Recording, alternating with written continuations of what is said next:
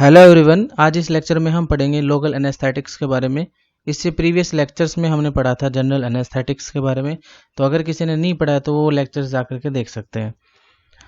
Local anaesthetics क्या होते हैं? जो जनरल एनेस्थेटिक्स थे उनका जो एडमिनिस्ट्रेशन जो होता था वो या तो इनहेलेशनल थे या फिर वो पेरेंट्रल थे। लेकिन जो लोकल एनेस्थेटिक्स हैं यहाँ पर जो है ये लोकली अप्लाइड होंगे। अब लोकली कैसे अप्लाइड कर सकते हैं इनको? या तो हम इनको लोकली इंजेक्ट कर सकते हैं या फिर इनका टॉपिकल एडमिनिस्ट्रेशन इनका हो सकता है। और टॉपिकल एडमिनिस्ट्रेशन के थ्रू ये अपना क्या करेंगे, ये एनेस्थेटिक इफेक्ट शो करेंगे। तो एक एक करके पढ़ते हैं इसमें कि क्या लोकल एनेस्थेटिक्स कौन कौन से हैं, इनका एप्लीकेशन जो है वो कैसे किया जाता है, कौन कौन सा ड्रग्स हैं इसमें, उनको भी क्लासीफाई करेंगे और इनका मैकेनिज्म ऑफ एक्शन पढ़ेंगे। तो लोकल एनेस्थेटिक्स जो है वो ड्रग है जिनका एप्लीकेशन जो है वो कहाँ किया जाएगा, टॉपिकली या फिर इंजेक्ट किया जाएगा लोकली। ठीक है, जब हम इनको टॉपिकली या फिर इंजेक्ट करते हैं लोकली तो ये क्या काम करेंगे, ये ब्लॉक कर देंगे नर्व के कंडक्शन को। और जब नर्व का कंडक्शन जो है वो ब्लॉक होता है तो क्या होगा भाई, जो जितने भी सेंसेशंस हैं वो सभी की सभी सेंसेशंस क्या हो जाएंगी, खत्म हो जाएंगी, उन सेंसेशंस का लॉस हो जाएगा। कहाँ की सेंसेशंस का लॉस होगा, ये उस पार्ट की सेंसेशन का लॉस होगा जहाँ पर हमने उस न्यूरॉन जो है उसको क्या किया है, ब्लॉक किया है। ठीक है, और ये जो ब्लॉकेज होगा यहाँ पर वो रिवर्सिबल होगा।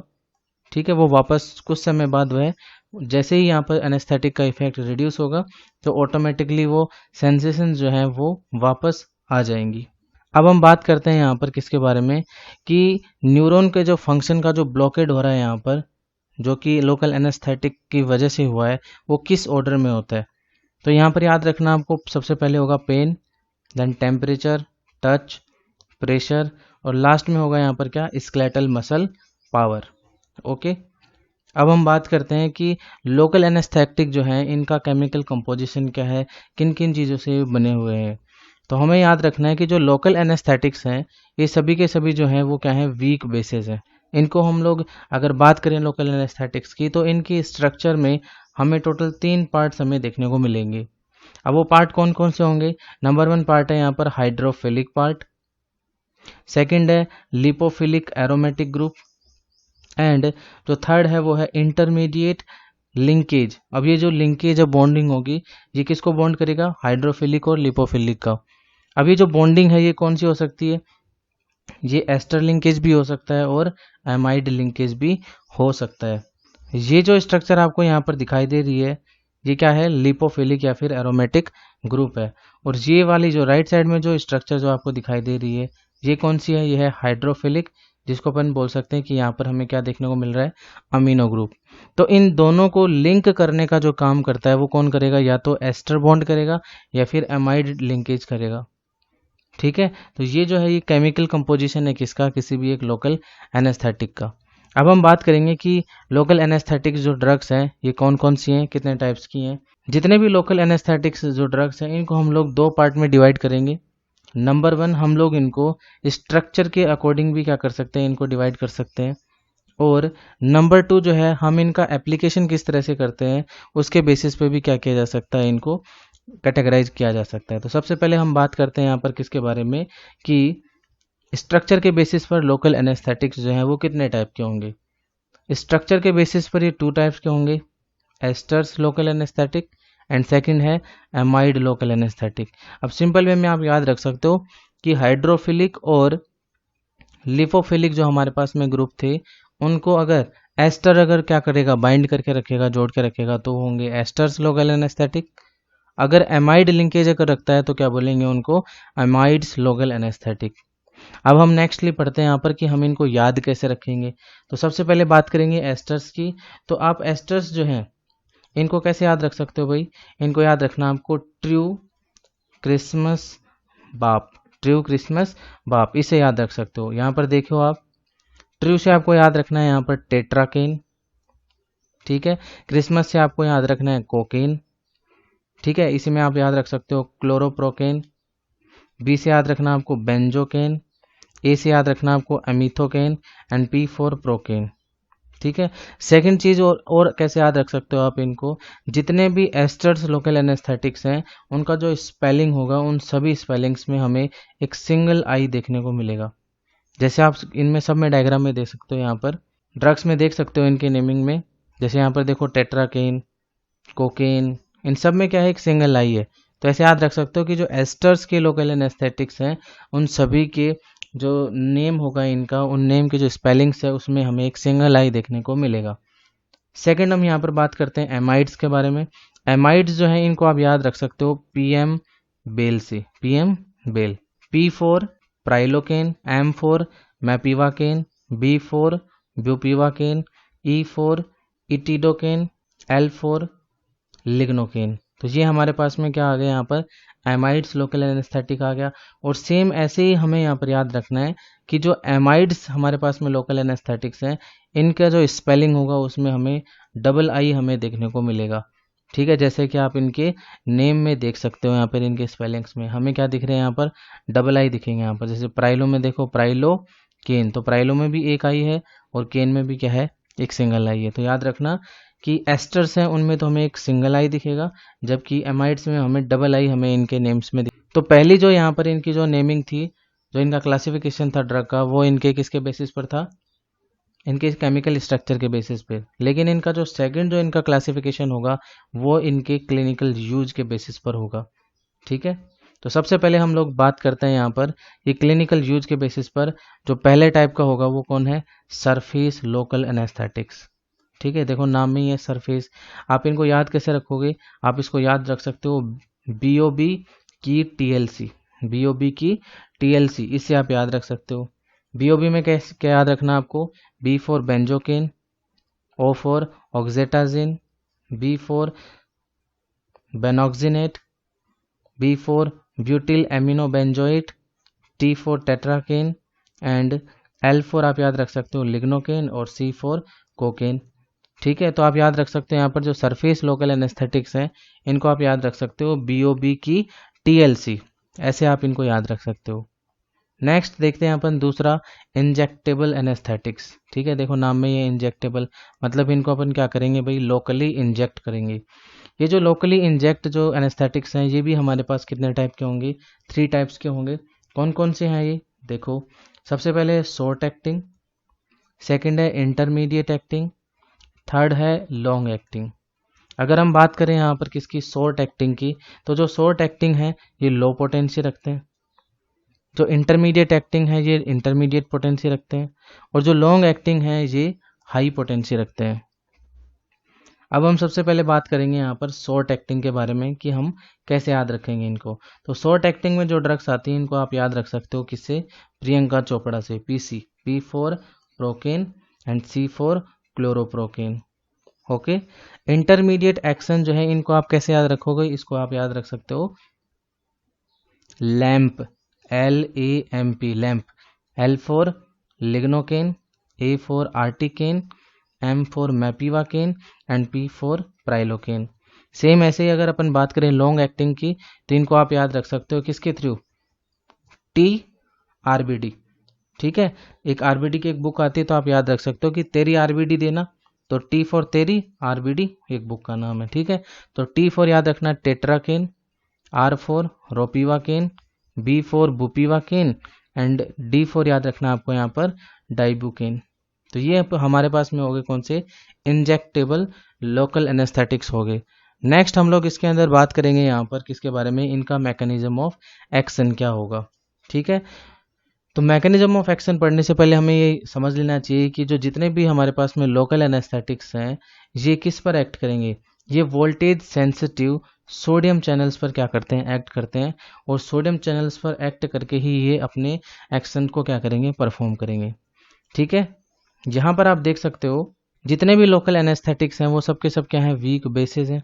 जनरल फार्माकोलॉजी जब पढ़ते हैं तो वहाँ हम बोलते हैं कि अनआयोनाइज्ड और लिपोफिलिक ड्रग्स जो हैं उनका एब्जॉर्प्शन जो है वो इजीली होता है और ज़्यादा होता है, बजाय किसके, आयोनाइज्ड और हाइड्रोफिलिक ड्रग्स का। तो सेम हम बोलेंगे कि जो अनआयोनाइज्ड ड्रग्स हैं वो इजीली क्या कर सकते हैं, किसी भी मेम्ब्रेन के अंदर एंटर हो सकते हैं। तो यहाँ पर भी जो लोकल एनेस्थेटिक्स है हमारे पास में ये अनआयोनाइज्ड अगर हैं तो ये पेनिट्रेट कर सकते हैं आसानी से किसको, नर्व मेम्ब्रेन को, न्यूरॉन के मेम्ब्रेन को, जिसको बोला जाता है न्यूरोलेमा। ठीक है, ये न्यूरॉन जो है वहाँ पर क्या एंटर होंगे, किसमें, एक्सोन में, और जो एक्सोन है वहां पर पीएच जो है वो वहां पर क्या होगा, लो। इट मीन्स वो कैसा है, एसिडिक। ठीक है, वहां पर ये एंटर होने के बाद वहां पर लोकल एनेस्थेटिक्स जो है वहां पर क्या होगा, इनका रीआयोनाइजेशन होगा। और उस रीआयोनाइजेशन की वजह से वहां पर रिसेप्टर्स जो होंगे उनके साथ में रिएक्ट करके वहां पर क्या होगा, हमें ओपन स्टेट देखने को मिलेगा वहां पर चैनल्स का। और इस open state of the channel की वजह से जो लोकल एनेस्थेटिक्स हैं, ये जो सोडियम चैनल है उसको अंदर से क्या कर देंगे, ब्लॉक कर देंगे।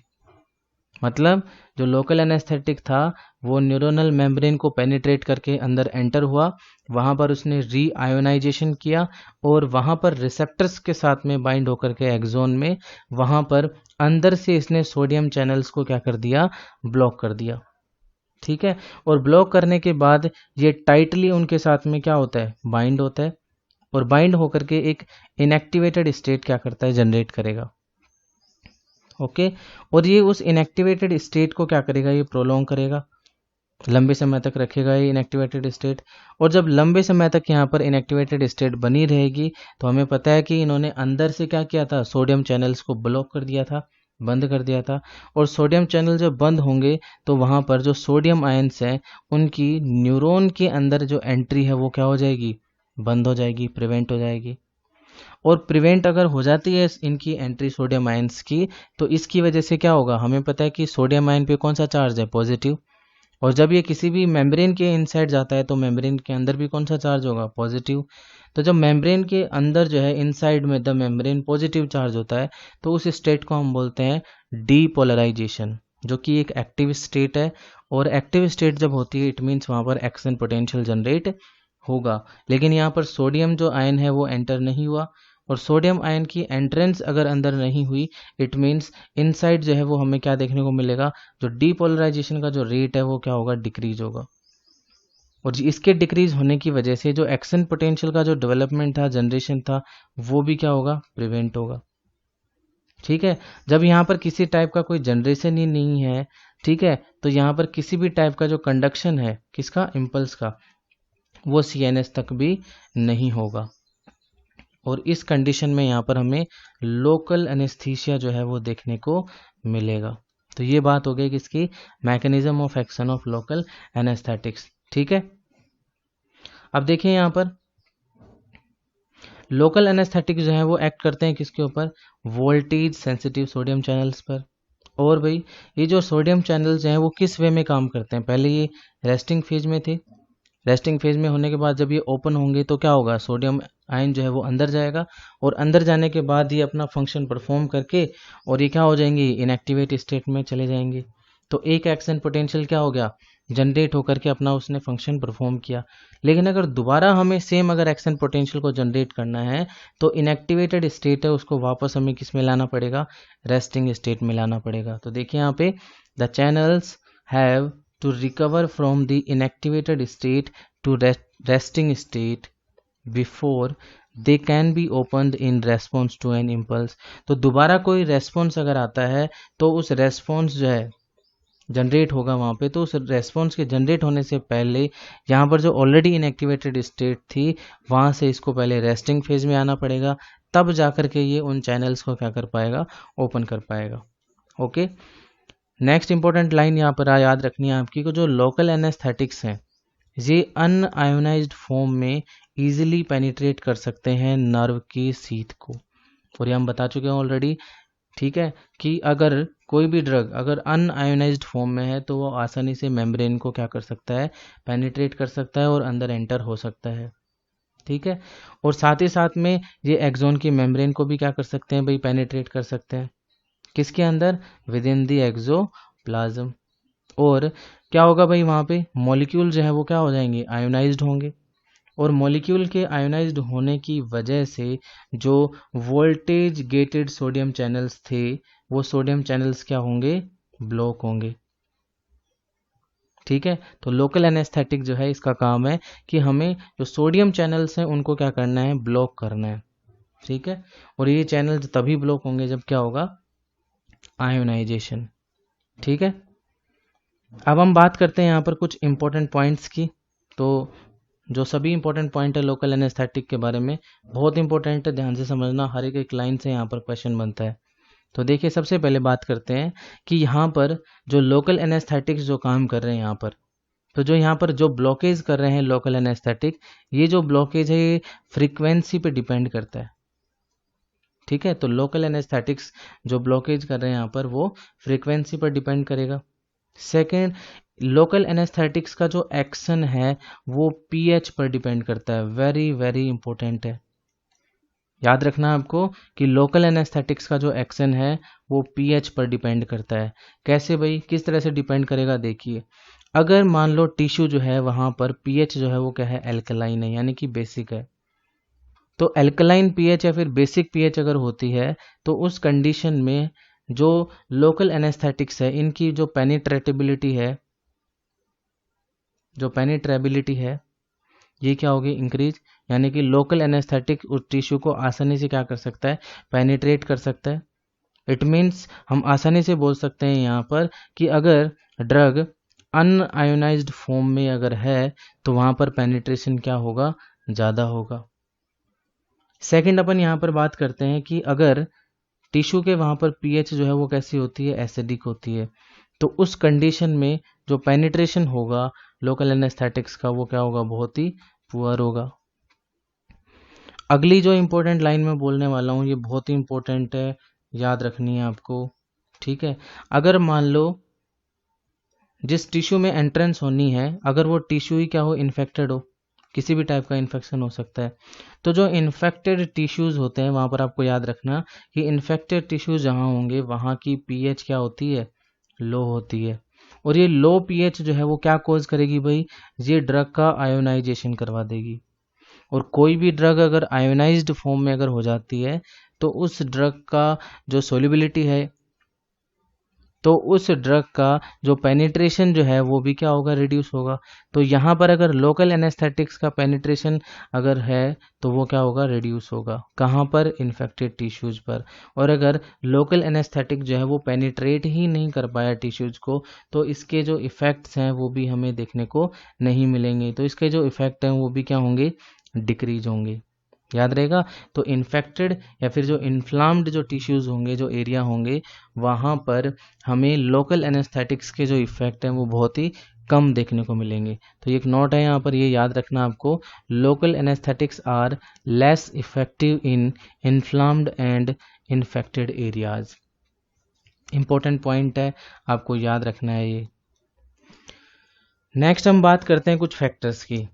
फॉर एग्जाम्पल अगर हम बोले यहाँ पर कि जो नर्व फाइबर है उसके डायमीटर पे बात करते हैं कि किस तरह से डायमीटर पर डिपेंड करता है। तो डायमीटर ऑफ नर्व फाइबर्स के बारे में अभी अपन बात करेंगे।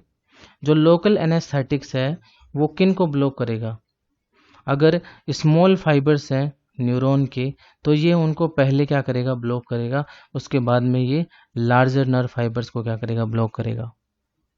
लेकिन अगर हम बोलें कि भाई डायमीटर अगर सेम हुआ, इक्वल हुआ, तो हम वहां पर कंसीडर करते हैं किसको, माइलिनेटेड नर्व फाइबर और नॉन माइलिनेटेड नर्व फाइबर।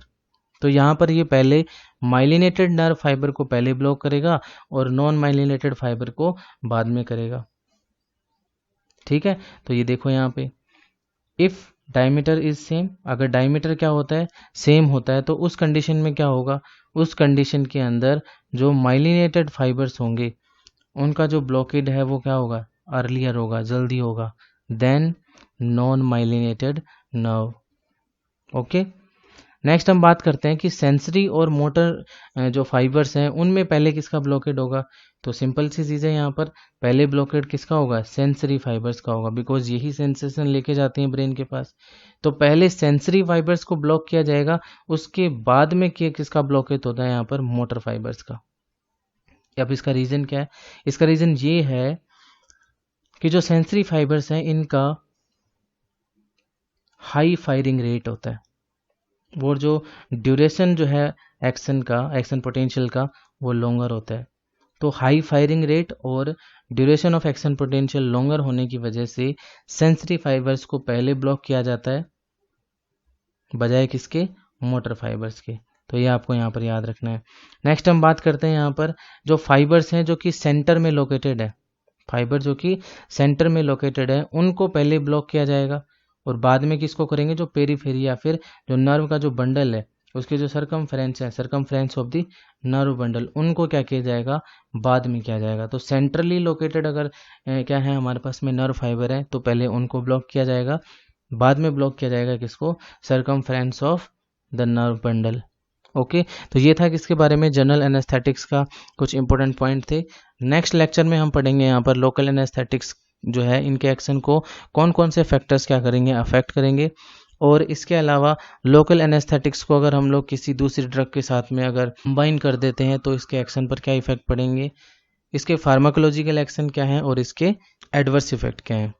ठीक है, थैंक यू। हेलो एवरीवन, आज इस लेक्चर में हम पढ़ेंगे कि कौन कौन से ऐसे फैक्टर्स हैं जो लोकल एनेस्थेटिक्स के एक्शन को अफेक्ट करेंगे। इससे प्रीवियस लेक्चर में हमने लोकल एनेस्थेटिक्स का जनरल इंट्रोडक्शन पढ़ा था और साथ ही साथ में उसमें लोकल एनेस्थेटिक्स ड्रग का क्लासिफिकेशन, हमने लोकल एनेस्थेटिक्स ड्रग जो है उनका मैकेनिज्म ऑफ एक्शन पढ़ा था। तो स्टार्ट करते हैं factors affecting local anaesthetics action.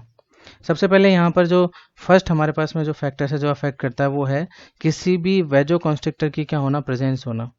अगर हम लोग लोकल एनेस्थेटिक ड्रग के साथ में अगर कोई भी वेजो कॉन्स्ट्रिक्टर ड्रग अगर यूज करते हैं तो वो ड्रग जो है वो लोकल एनेस्थेटिक जो ड्रग है इसका जो ड्यूरेशन ऑफ एक्शन है उसको क्या कर देगा, प्रोलॉन्ग कर देगा, बढ़ा देगा। सेकेंडली हम अपन को यहाँ पर याद रखना है कि जो मोस्ट कॉमनली जो वेजो कॉन्स्ट्रिक्टर जो यूज होता है वो है एड्रेनलिन। तो एड्रेनलिन का जो यूज है वो लोकल एनेस्थेटिक के साथ किया जाता है अगर हमें लोकल एनेस्थेटिक्स के एक्शन को क्या करना हो, प्रोलॉन्ग करना हो। सेकेंड अपन यहाँ पर बात करते हैं सेकेंड फैक्टर की, वो है लिपिड सोल्युबिलिटी।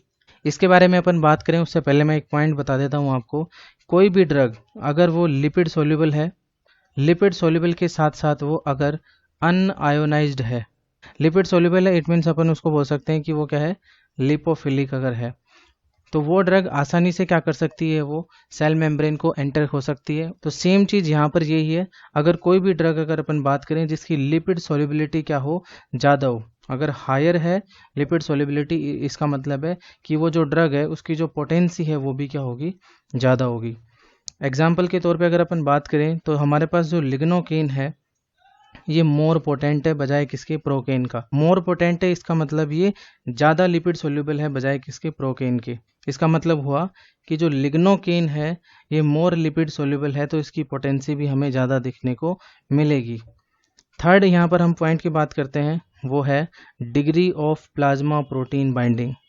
कोई भी ड्रग जिसकी प्लाज्मा प्रोटीन बाइंडिंग हायर है उस ड्रग का ड्यूरेशन ऑफ एक्शन जो है वो भी क्या होगा, लॉन्गर होगा।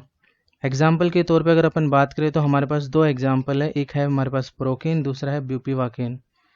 प्रोकेन जो है पुअर प्लाज्मा प्रोटीन बाइंडिंग रखता है जबकि बुपीवाकेन जो है वो हाई प्लाज्मा प्रोटीन बाइंडिंग रखता है। इट मीन्स जो पुअर प्लाज्मा प्रोटीन बाइंडिंग रखेंगे उनका ड्यूरेशन ऑफ एक्शन क्या होगा, शॉर्ट, बजाय कि जो हायर प्लाज्मा प्रोटीन बाइंडिंग रखते हैं उनका ड्यूरेशन ऑफ एक्शन क्या होगा, लॉन्गर होगा। तो हम बोल सकते हैं कि बुपीवाकेन जो है वो प्रोकेन से लंबे समय तक क्या करेगी, अपना एक्शन परफॉर्म करेगी।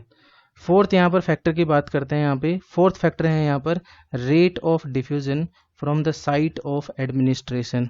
इसका मतलब है कि ये जो डिफ्यूजन की जो रेट है, जिस साइट पर हमने क्या किया उसको एडमिनिस्टर किया है, लगाया हमने उसको, जैसे हमने बात की यहाँ पर कि जो लोकल एनेस्थेटिक है या तो हम उनको लोकली अप्लाई करेंगे टॉपिकली या फिर हम लोग उनको लोकल एक इंजेक्ट के फॉर्म में क्या करते हैं, उनको एडमिनिस्टर करते हैं। तो जिस भी साइट पर हमने उसको क्या किया है, एडमिनिस्टर किया है, ठीक है, तो वहाँ पर हम बात करेंगे कि वो ड्रग वहाँ से दूसरी साइट पर अगर जाती है तो वो डिपेंड करता है इनिशियल कंसंट्रेशन ग्रेडियंट जो है ड्रग का वो कितना है। अगर हायर कंसंट्रेशन ग्रेडियंट अगर हमें देखने को मिलेगा तो रैपिड ऑनसेट ऑफ एक्शन भी हमें वहाँ पर देखने को मिलेगा। नेक्स्ट फैक्टर की हम बात करते हैं पीके के बारे में। तो यहाँ पर आपको याद रखना है PK is directly proportional to ionised fraction of the drug. यहाँ पर अपन समझ सकते हैं एग्जाम्पल से कि हमारे पास प्रोकेन और लिग्नोकेन दो ड्रग्स हैं। इनमें जो प्रोकेन है इसका यहाँ पर हमारे पास पीके है वो 9.1 है और लिग्नोकेन का पीके कितना है हमारे पास में 7.7 है। तो यहाँ पर याद रखना है जिसका पीके ज़्यादा होगा वो ड्रग जो है वो slow onset of action show करेगी और जिस ड्रग का पीके जो है वो कम है रिलेटिवली तो वो rapid onset of the action हमें यहाँ पर देखने को मिलेगा। ठीक है। और वैसे भी हम इजीली समझ सकते हैं, यहाँ पर समझना क्या है अपन को, अगर कोई भी ड्रग, अगर वो ड्रग क्या है, आयोनाइज्ड है, इट मीन्स उस ड्रग का एब्जॉर्प्शन क्या होगा, कम होगा। और एब्जॉर्प्शन कम होगा तो यहाँ पर याद रख सकना कि ड्रग अगर आयोनाइज्ड अगर है तो उस ड्रग का एक्शन जो है वो कैसा होगा, स्लो होगा यहाँ पे। और जिस ड्रग का आयोनाइजेशन क्या होगा, कम होगा, ठीक है, तो वहां से अपन समझ सकते हैं कि उस ड्रग की जो मैकेनिज्म है या फिर जो ऑनसेट ऑफ एक्शन है वो क्या मिलेगा, हमें रैपिड मिलेगा। नेक्स्ट अपन बात करते हैं यहाँ पर किसके बारे में, combination of vasoconstrictor with local anaesthetic. यहाँ पर हमने बताया था कि मोस्ट कॉमनली जिस वेजोकॉन्स्ट्रिक्टर ड्रग का यूज किया जाता है वो है एड्रीनलिन। तो यहाँ पर देखिए क्या प्रोसेस होता है इसमें, किस तरह से ये ड्रग के एक्शन को क्या करता है, प्रोलॉन्ग करता है। तो यहाँ पर अपन को याद रखना है कि जो लोकल साइट है जहाँ पर हमने इसको क्या किया है, एडमिनिस्टर किया है ड्रग को, वहां से इसका जो एब्जॉर्प्शन होगा वो कैसा होगा, स्लो होगा। तो स्लो एब्जॉर्प्शन होगा, और स्लो एब्जॉर्प्शन होने की वजह से ड्रग का जो एक्शन है वो हमें क्या दिखेगा, प्रोलॉन्ग दिखेगा, लंबे समय तक हमें उस ड्रग के एक्शन देखने को मिलेंगे। सेकंड है, कोई भी सर्जिकल फील्ड है, अगर कोई भी सर्जिकल एरिया है तो वहां पर जो ब्लीडिंग है वो क्या होगा, रिड्यूस होगा। क्यों, क्योंकि वहां पर क्या कर दिया गया, वेजो कॉन्स्ट्रिक्शन कर दिया गया। और जहां जहां वेजो कॉन्स्ट्रिक्शन होता है तो वहां पर ब्लीडिंग होने के चांसेस क्या हो जाते हैं, कम हो जाते हैं। इसके अलावा आपको याद रखना, अगर इन ड्रग्स का एब्जॉर्प्शन क्या हो रहा है, स्लो हो रहा है अगर लोकल एनेस्थेटिक्स का, तो इसकी वजह से हमें इनके जो सिस्टेमिक टॉक्सिसिटी जो है वो भी हमें क्या देखने को मिलेंगे, कम देखने को मिलेंगे। तो स्लो एब्जॉर्प्शन की वजह से सिस्टेमिक टॉक्सिसिटी जो है वो हमें लोकल एनेस्थेटिक्स की कम देखने को मिलेगी। नेक्स्ट हम बात करेंगे कि डिसएडवांटेज क्या है या फिर कॉन्ट्राइंडिकेशन क्या है वेजो कॉन्स्ट्रिक्टर के, अगर हम लोग वेजो कॉन्स्ट्रिक्टर का यूज करते हैं लोकल एनेस्थेटिक्स के साथ। तो नंबर 1 अपन को यहाँ पर याद रखना है कि अगर कहीं पर भी वुंड अगर हीलिंग अगर होनी है, तो हमें पता है कि वुंड हीलिंग अगर होती है तो उसको ब्लड सप्लाई चाहिए, ठीक है। प्रोटीन जो है वो वुंड को हील करने में क्या करते हैं, हेल्प करते हैं। तो यहाँ पर क्या हुआ कि वेजो कॉन्स्ट्रिक्शन हुआ है, तो वेजो कॉन्स्ट्रिक्शन होने की वजह से जो अफेक्टेड एरिया है उस अफेक्टेड एरिया की तरफ क्या नहीं होगा, ब्लड फ्लो क्या हो जाएगा, रिड्यूस हो जाएगा। और जब ब्लड फ्लो वहां पर रिड्यूस होगा तो इसका मतलब हुआ कि यहाँ पर जो वुंड हीलिंग होगी उसमें क्या देखने को मिलेगा, हमें डिले देखने को मिलेगा, देरी हमें यहाँ पर देखने को मिलेगी। सेकंड आपको याद रखना है यहाँ पर, और वो क्या याद रखोगे आप, इंटेंस वेजोस्पाज्म और इस्चेमिया जो है अगर होता है टिश्यूज के अंदर। अब ये क्यों होगा भाई, अगर मान लो किसी भी एरिया के पास, किसी भी टिश्यू पार्ट के पास में अगर ब्लड सप्लाई कम अगर हो रही है ड्यू टू वेजोस्पाज्म, तो क्या होगा भाई, वहाँ पे इस्चेमिया क्रिएट होगा। और इस्चेमिया लीड करता है किसको, हाइपोक्सिया। और हाइपोक्सिया जो है वो फर्दरली क्रिएट करता है क्या, नेक्रोसिस, ठीक है। तो उस कंडीशन में क्या होगा, हमें गैंग्रीन जो है वो हमें देखने को मिलेगा उन पार्ट्स तक। और मोस्टली हमें कहाँ पर देखने को मिलेगा, fingers, toes, penis, year lobules, tip of the nose, ये अफेक्टेड एरिया है जहाँ पर हमें गैंग्रीन इन पार्ट्स में हमें देखने को मिल सकता है। तो हमें याद रखना है यहाँ पर क्या, ये जो साइट है फिंगर, टो, पेनिस वगैरह, इनमें हमें वेजो कॉन्स्ट्रिक्टर के साथ लोकल एनेस्थेटिक्स को अप्लाई नहीं करना चाहिए। तो इन साइट पर ये कॉन्ट्रा इंडिकेटेड रहेगा। ओके, नेक्स्ट अपन को बात करना है कि एड्रेनलिन का जो एब्जॉर्प्शन होता है वो क्या कोज कर सकता है, वो सिस्टेमिक टॉक्सिसिटी कोज कर सकता है। सिस्टेमिक टॉक्सिसिटी में क्या क्या देखने को मिलेगा हमें, टेकिकार्डिया, पाल्पिटेशन, बीपी जो है वो क्या होगा, इंक्रीज होगा, बिकॉज एड्रेनलिन जो है वो क्या करता है, वो हमारे हार्ट के सिंपैथेटिक स्टिमुलेशन को क्या करता है, कोज करेगा। और साथ ही साथ में इनकी वजह से क्या हो सकता है, जो एंजाइना या फिर कार्डियक अरिथमिया है वो क्या हो सकता है, प्रेसिपिटेट हो सकता है, ठीक है। तो हम बोल सकते हैं यहाँ पर कि जो ये ड्रग्स हैं लोकल एनेस्थेटिक्स को अगर हम लोग एड्रेनालिन के साथ अगर दे रहे हैं तो ये कुछ पेशेंट्स में क्या होगा, कॉन्ट्रा इंडिकेटेड होगा। किन किन पेशेंट्स में कॉन्ट्रा इंडिकेटेड होगा, वो पेशेंट जो हाइपरटेंशन से अफेक्टेड हैं, कंजेस्टिव कार्डियक फेलियर हो, कार्डियक अरिथमिया हो, इस्चेमिक हार्ट डिजीज हो, या फिर अनकंट्रोल्ड हाइपरथायरॉयडिज्म हो। तो इन पेशेंट्स में हम कभी भी लोकल एनेस्थेटिक्स को एड्रेनालिन के साथ नहीं देंगे, ये वहाँ पर क्या होंगे, कॉन्ट्रा इंडिकेटेड होंगे।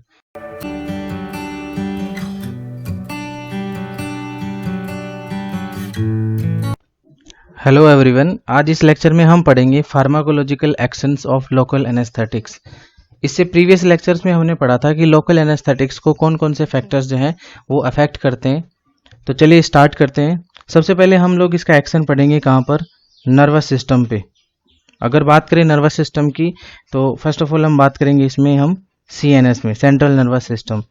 यहाँ पर आपको याद रखना है कि जितने भी लोकल एनेस्थेटिक्स हैं वो क्या कर सकते हैं, ब्लड ब्रेन बैरियर को क्रॉस कर सकते हैं। तो यहाँ पर आपको याद रखना है most of the local anaesthetics cross the blood brain barrier. और जैसे ये ब्लड ब्रेन बैरियर को क्या करेंगे, क्रॉस करेंगे, तो इनिशियली स्टार्टिंग में क्या करेंगे, ये सीएनएस को स्टिमुलेट करते हैं। ये वेरी वेरी इंपॉर्टेंट पॉइंट आपको याद रखना कि इनिशियली जैसे ही ये ब्लड ब्रेन बैरियर को क्रॉस करेंगे तो ये सीएनएस को स्टिमुलेट करेंगे।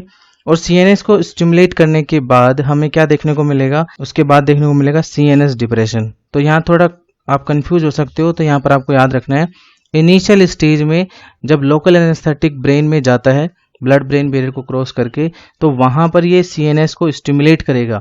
लेकिन बाद में क्या करेगा, जब डोज जो है वो क्या होगी, हायर होंगे ब्रेन के अंदर, जब इस लोकल एनेस्थेटिक्स का कॉन्सेंट्रेशन क्या होगा, इंक्रीज होगा, तो ये सीएनएस को स्टिमुलेट करने के बजाय क्या करेगा, सीएनएस को डिप्रेस करेगा। तो ये आपको यहाँ पर याद रखना है। जब ये सीएनएस को क्या करता है, स्टिमुलेट करता है, तो इनिशियल फेज में हमें कौन कौन से फीचर्स यहाँ पर देखने को मिलेंगे, excitement, tremor, twitching, restlessness and convergence. ये जो 5 मैंने बताए पॉइंट आपको, ये हमें इनिशियल फेज में देखने को मिलेंगे। कब, जब हमारा सीएनएस जो है वो कैसा रहेगा, स्टिमुलेटेड रहेगा। ओके, अगर हम बात करें लार्ज डोजेज की या फिर हाई डोजेज की, तब हमारे ब्रेन पर क्या इफेक्ट पड़ेगा, सीएनएस पे। तो यहाँ पर आपको याद रखना है कि रेस्पिरेटरी डिप्रेशन हमें देखने को मिल सकता है और कोमा और डेथ भी हो सकती है यहाँ पे। अब हम बात करते हैं सीएनएस के बजाय कि पेरिफेरल नर्व जो है उनके ऊपर इनका क्या एक्शन होगा। सबसे पहले मैं बता दूं आपको कि जो पेरिफेरल नर्वस सिस्टम है ये 2 टाइप्स का होगा, autonomic nervous system and somatic nervous system. Autonomic nervous system है, इसमें कौन से फाइबर्स होंगे, ऑटोनॉमिक नर्व फाइबर। और सोमेटिक नर्वस सिस्टम में कौन से होंगे, सोमेटिक फाइबर्स। और वैसे भी जो सोमेटिक नर्वस सिस्टम है वो हमारी वॉलंटरी मूवमेंट को कंट्रोल करता है, एंड ऑटोनॉमिक नर्वस सिस्टम जो है वो हमारी इनवॉलंटरी मूवमेंट्स को क्या करता है, रेगुलेट करेगा, कंट्रोल करेगा। तो यहाँ पर एक इंपॉर्टेंट पॉइंट याद रखना है, वो है कि यहाँ पर जो ऑटोनॉमिक फाइबर्स हैं वो पहले यहाँ पर क्या होंगे, ब्लॉक होंगे, उसके बाद में सोमेटिक फाइबर्स को क्या किया जाएगा, ब्लॉक किया जाएगा। इट मीन्स इनवॉलंटरी मूवमेंट जो होती है उनको पहले ब्लॉक किया जाएगा, बाद में जो सोमेटिक फाइबर्स हैं वो जो वॉलंटरी मूवमेंट को कंट्रोल करते हैं उनको ब्लॉक किया जाएगा। ओके, इससे पहले भी मैं बता चुका हूँ आपको कि जो सेंसरी नर्व फाइबर्स हैं उनको पहले ब्लॉक किया जाता है, बाद में ब्लॉक किया जाता है किसको, मोटर न्यूरॉन्स को। अब हम देखते हैं यहाँ पे इनिशियली यहाँ पर जो सेंसेशंस हैं वो कौन कौन सी क्या होंगी, डिसअपियर होंगी। तो सबसे पहले जो सेंसेशंस यहाँ पर डिसअपियर होगी वो होगा पेन सेंसेशन। तो सबसे पहले आपको याद रखना है कि पेन का सेंसेशन जो है वो लोकल एनेस्थेटिक्स के जब एक्शन आएंगे तो पेन है वो नहीं होगा, इसके सेंसेशंस खत्म हो जाएंगे। इसके बाद में टेम्परेचर, फिर touch, then pressure, then motor functions. तो देखो इनिशियल स्टेज में तो कौन से हुए, सेंसरी, ठीक है, और बाद में जो है वो कौन से हुए हमारे पास यहाँ पर मोटर फंक्शंस क्या हुए, ब्लॉक हुए यहाँ पे। नेक्स्ट इसका एक्शन अपन देखते हैं कहाँ पर, कार्डियोवैस्कुलर सिस्टम पर। और सीवीएस में हम सबसे पहले बात करेंगे हार्ट की। अगर हार्ट की बात करें तो हमें मैकेनिज्म ऑफ एक्शन में पढ़ा था लोकल एनेस्थेटिक्स के कि जो लोकल एनेस्थेटिक्स हैं वो सोडियम चैनल जो है उनको क्या करते हैं, ब्लॉक करते हैं, और ये डीपोलराइजेशन जो है उसको रिड्यूस कर देते हैं और एनेस्थीसिया कॉज करेंगे। तो जब भी लोकल एनेस्थेटिक्स का एक्शन हमें हार्ट पर देखने को मिलेगा तो ये क्या करेंगे, ये हार्ट को डिप्रेस कर देंगे। ठीक है, डिप्रेस करने का मतलब है कि सोडियम चैनल तो ब्लॉक हो चुके हैं तो हार्ट में डीपोलराइजेशन होगा नहीं, तो एक तरह से जो सिंपैथेटिक स्टिमुलेशन होता था वो यहाँ पर नहीं होगा, यहाँ पर पैरासिम्पैथेटिक स्टिमुलेशन हमें देखने को मिल सकता है। तो इसके अंदर का हमें क्या क्या देखने को मिलेगा, जो हार्ट रेट है, कार्डियक आउटपुट है, एक्साइटेबिलिटी है, कंडक्टिविटी है, कॉन्ट्रैक्टिलिटी है और एबनॉर्मल पेसमेकर एक्टिविटीज़ हैं, ये सब के सब क्या हो जाएंगे, यहाँ पर डिक्रीज हो जाएंगे। तो ये आपको यहाँ पर याद रखना है। लेकिन एक चीज़ है जो यहाँ पर क्या होगा, इंक्रीज होगा, और वो है रिफ्रैक्टरी पीरियड। रिफ्रैक्टरी पीरियड क्या होता है, ये एक तरह से रेस्टिंग फेज है। फॉर एग्जाम्पल अगर कोई भी स्टिमुलेशन अगर इंक्रीज अगर होता है, स्टार्ट होता है, तो स्टिमुलेशन सबसे पहले स्टार्ट होगा फिर खत्म होगा, फिर उसके बाद में सेकंड स्टिमुलेशन स्टार्ट होता है फिर वो खत्म होगा। तो रिफ्रैक्टरी पीरियड हम बोल सकते हैं कि स्टार्टिंग में जब फर्स्ट स्टिमुलेशन खत्म होता है और सेकंड स्टिमुलेशन स्टार्ट होता है, तो इन दोनों के बीच का जो पीरियड होता है उसको बोला जाता है रिफ्रैक्टरी पीरियड। तो यहाँ पर जो रिफ्रैक्टरी पीरियड होता है वो क्या होगा, इंक्रीज होगा। अगर हम लोग हाई कॉन्सेंट्रेशन की अगर बात करें तो हायर कॉन्सेंट्रेशन पर क्या होगा, जब भी हम लोग क्या करेंगे आईवी एडमिनिस्ट्रेशन करेंगे लोकल एनेस्थेटिक्स का, तो ये कार्डियक अरिथमिया प्रेसिपिटेट कर सकते हैं। तो ये इंपॉर्टेंटली आपको याद रखना है, ठीक है। इसके बाद मोस्ट इंपॉर्टेंट पॉइंट आपको याद रखना है बुपीवाकेन, जो आपने पढ़ा था कि बुपीवाकेन जो है वो हाई पोटेंसी रखती है ये, ठीक है। ये जो बुपीवाकेन है ये क्या है, हाईली कार्डियोटॉक्सिक है। ये मोस्ट इंपॉर्टेंट आपको याद रखना कि बुपीवाकेन जो है वो एक कार्डियोटॉक्सिक ड्रग है, जितने भी अदर लोकल एनेस्थेटिक्स हैं उनसे ज़्यादा, ठीक है। तो ये क्या करेगा भाई, इसमें इसके अंदर हमें कार्डियोवैस्कुलर कोलैप्स हमें देखने को मिल सकता है। तो इसके अंदर हमें कार्डियोवैस्कुलर कोलैप्स देखने को मिल सकता है और देन डेथ भी हो सकती है। सेम ऐसे ही इंपॉर्टेंटली अगर अपन बात करें लिग्नोकेन के बारे में, इंपॉर्टेंट ड्रग है लिग्नोकेन। लिग्नोकेन जो है वो क्या काम करता है, ये जो ऑटोमेटिसिटी है उसको डिक्रीज करता है, और इसको डिक्रीज कर देगा तो ये हमारे पास एक बेनिफिशियल या फिर यूजफुल हमारे पास में एक एक्शन होगा, जिसमें कि वेंट्रिकुलर अरिथमिया को क्या किया जा सकता है, ये रिड्यूस कर देगा, ठीक है। अगर अपन बात करें ब्लड वेसल्स की, तो याद रखना आपको कि जो लोकल एनेस्थेटिक्स हैं जब ये ब्लड वेसल्स पर एक्ट करता है तो ये हाइपोटेंशन कोज करता है। क्यों करेगा भाई, बिकॉज लोकल एनेस्थेटिक्स हैं ये दो चीज़ें करेगा, एक तो वेजोडाइलेटेशन एंड सेकंड है मायोकार्डियल डिप्रेशन, बिकॉज इसने पैरासिम्पैथेटिक एक्टिविटी को क्या किया था, इंक्रीज किया था। तो उसकी वजह से क्या होगा, हमारे पास में हाइपोटेंशन हमें देखने को मिलेगा। अब हम बात करेंगे यहाँ पर फार्माकोकाइनेटिक्स के बारे में। तो सबसे पहले हम बात करते हैं यहाँ पर किसके बारे में, मेटाबॉलिज्म की। मेटाबॉलिज्म में हम बात करें तो हमारे पास में दो तरह के क्या थे, लोकल एनेस्थेटिक्स थे on the basis of structure. एक नंबर था हमारे पास में एस्टर लिंक्ड लोकल एनेस्थेटिक और सेकंड है अमाइड लिंक्ड लोकल एनेस्थेटिक। तो यहाँ आपको क्या याद रखना है, देखो जो एस्टर लिंक्ड लोकल एनेस्थेटिक्स हैं इनका जो मेटाबॉलिज्म होता है वो कोलिन एस्ट्रेज एंजाइम के थ्रू होगा और वो भी रैपिडली होगा। तो कोलिन एस्ट्रेज एंजाइम जो है वो एस्टर लिंक्ड लोकल एनेस्थेटिक्स का क्या करता है, मेटाबॉलिज्म करता है, जबकि एमाइड लिंक्ड लोकल एनेस्थेटिक्स का जो मेटाबॉलिज्म है वो लीवर करेगा। ओके, नेक्स्ट हम बात करेंगे कि जो लोकल एनेस्थेटिक्स हैं ये ओरली इफेक्टिव नहीं होते, वेरी इंपॉर्टेंट, ठीक है। रीजन इनका क्या है, ओरली इफेक्टिव नहीं होने का। अगर हमने इनको ओरली ले भी लिया तो ये क्या कर रखते हैं, हाई फर्स्ट पास मेटाबॉलिज्म रखते हैं, और जो भी ड्रग जो कि हाई फर्स्ट पास मेटाबॉलिज्म रखती है उसकी बायो अवेलेबिलिटी का परसेंटेज हमें क्या मिलेगा, कम मिलेगा। तो उसके एक्शंस जो है वो भी हमें कम मिलेंगे। सेकेंडली हम यहाँ पर बात करेंगे कि अगर किसी भी पर्सन में किसी तरह का अगर कोई लीवर डिजीज है, ठीक है, तो यहाँ पर क्या हो सकता है, जो मेटाबॉलिज्म है लिग्नोकेन का वो यहाँ पर क्या हो सकता है, अफेक्ट हो सकता है, इम्पेयर्ड हो सकता है। तो इस कंडीशन में हमें क्या करना पड़ेगा भाई, ऐसी कंडीशन में हमें अगर जब हम पेशेंट को डोज दे रहे हैं लिग्नोकेन का तो हमें उस डोज को क्या करना पड़ेगा, यहाँ पर रिड्यूस करना पड़ेगा, ठीक है। ये इंपॉर्टेंट है बिकॉज अगर अपन ने डोज हाई डोज अगर दिया है, ठीक है, या नॉर्मल डोज जिस पर हम दे रहे हैं तो लीवर प्रॉपरली काम नहीं कर पा रहा, तो ना तो उसका वहाँ पर मेटाबॉलिज्म होगा, ठीक है, और दूसरी चीज़ें भी वहाँ पर अफेक्ट होंगी। तो हमें एफिशिएंसी के हिसाब से यहाँ पर क्या करना पड़ेगा, डोज है उसको रिड्यूस करना पड़ेगा। नेक्स्ट हम बात करेंगे कि इनके एडवर्स इफेक्ट कौन कौन से हैं। तो फर्स्ट ऑफ ऑल यहाँ पर हम बात करते हैं किसके बारे में, CNS पर क्या इफेक्ट पड़ेगा। ऑलरेडी मैं बता चुका हूँ आपको कि ये लोकल एनेस्थेटिक्स हैं वो क्या कर सकते हैं, ये ब्लड ब्रेन बैरियर को क्रॉस कर सकते हैं, और जैसे ही क्रॉस करेंगे तो इनिशियल फेज में ये क्या करने वाले हैं, ये CNS को स्टिमुलेट करेंगे, ठीक है। और हाई डोज अगर होती है तो हाई डोज पर ये क्या करेंगे, CNS को ये डिप्रेस करने वाले हैं। तो इनिशियल फेज में CNS को स्टिमुलेट करते हैं और हाई डोज में क्या करेंगे, डिप्रेस करेंगे। कौन कौन से फीचर्स हमें देखने को मिलेंगे CNS स्टिमुलेशन में, restlessness, tremor, headache, drowsiness, confusion and convulsions. बात करें हाई डोज की तो यहाँ पर रेस्पिरेटरी डिप्रेशन और कोमा एंड डेथ हमें देखने को मिल सकता है। सेकेंडली हम बात करेंगे यहाँ पर CVS के बारे में, कार्डियोवैस्कुलर सिस्टम पर कौन कौन से एडवर्स इफेक्ट होंगे।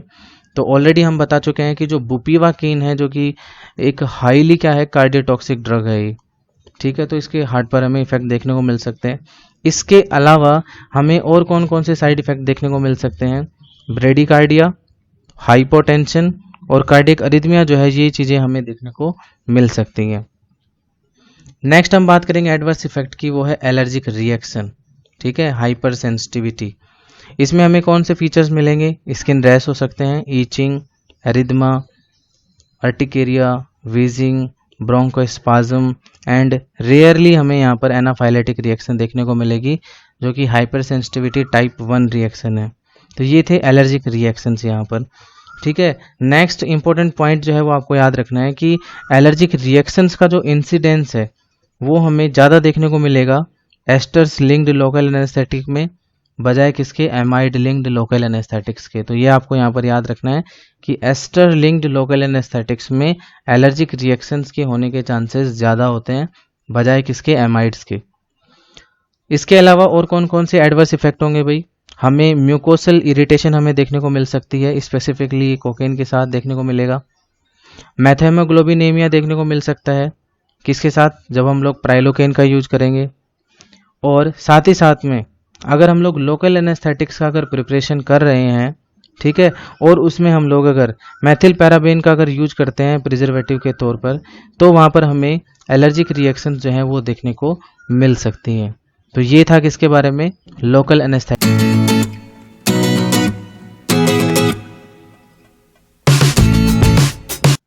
हेलो एवरीवन, इस लेक्चर में हम पढ़ेंगे लोकल एनेस्थेटिक्स के कौन कौन से कॉम्प्लिकेशंस हैं और कुछ अदर ड्रग्स हैं लाइक लिग्नोकेन, बुपिवाकेन, प्राइलोकेन, तो उनके बारे में अपन पढ़ेंगे। जो प्रीवियस लेक्चर था उसमें हमने पढ़ा था जो फार्माकोलॉजिकल एक्शंस हैं लोकल एनेस्थेटिक्स के, एडवर्स इफेक्ट हैं, उनके बारे में हमने प्रीवियस लेक्चर में पढ़ा था। तो स्टार्ट करते हैं कॉम्प्लिकेशंस ऑफ लोकल एनेस्थेटिक्स। कौन कौन सी कॉम्प्लिकेशंस हमें देखने को मिलेंगी लोकल एनेस्थेटिक्स में, तो याद रखना आप, हेडेक, हाइपोटेंशन। हाइपोटेंशन कैसे करेगा, ये ब्लड वेसल्स को क्या कर देते हैं, डायलेट कर देते हैं। इसके अलावा पोस्ट ऑपरेटिव यूरिनरी रिटेंशन हमें देखने को मिलेगा, septic meningitis and respiratory paralysis हमें इसके कॉम्प्लिकेशंस में देखने को मिलेगा। तो हम किस किस को नहीं देंगे ये ड्रग्स, मतलब कहाँ कहाँ पर ये क्या है, कॉन्ट्रा इंडिकेटेड है।